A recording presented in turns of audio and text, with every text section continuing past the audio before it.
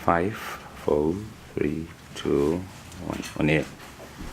Hello Zimbabwe, we're live here in Silicon Valley, and today on our program we've got Professor Jean Morse, who's a professor at the University of Buffalo in the US. Professor Morse, how are you?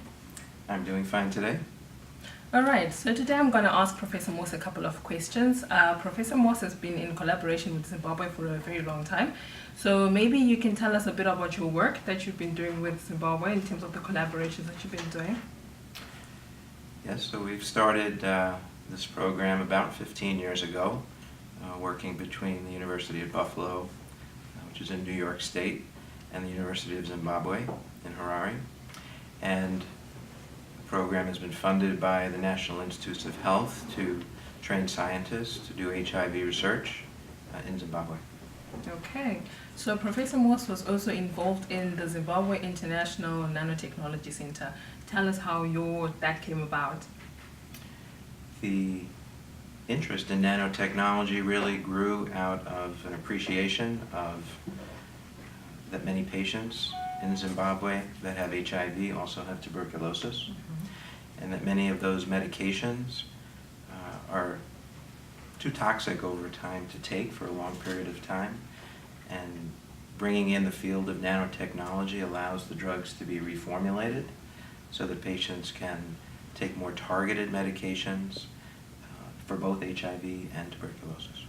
Okay, so you have been one of the hosts that have hosted the STEM program. The moment that you heard about it, you jumped onto it. What made you really want to get involved in the STEM program?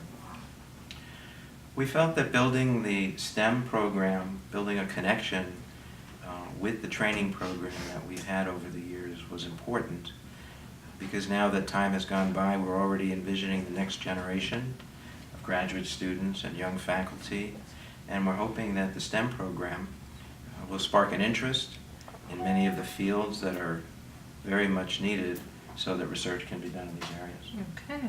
So what has been your experience with these kids since they arrived in the US? I found this group of students to be very, very enthusiastic and inquisitive and energetic, asking very good questions of everyone that they've met, and I can tell that they're taking in all of the information they're gathering and bringing it back home to Zimbabwe. All right.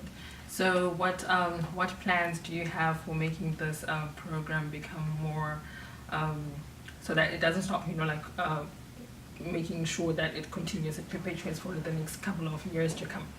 What are your future plans with this program? One of our first steps was to announce back in July that Zimbabwe would now have a Center of Excellence in Clinical Pharmacology and Pharmaceutical Sciences, and that will become a home for many of the STEM disciplines that will then link to the universities and the colleges and create a much larger central area that will hopefully be a resource for Zimbabwe, but also other countries in Africa. Okay, so what are your last words to the students that will leave that do not make it to the Silicon Valley? Any words of encouragement to them? My words of encouragement are mostly that hopefully you'll be here next time, but that really the world is so connected now.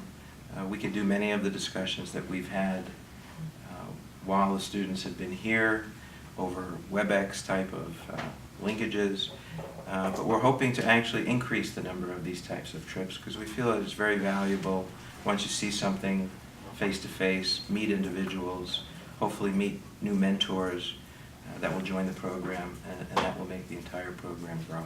Okay, thank you so much, Professor Morse. Thank you.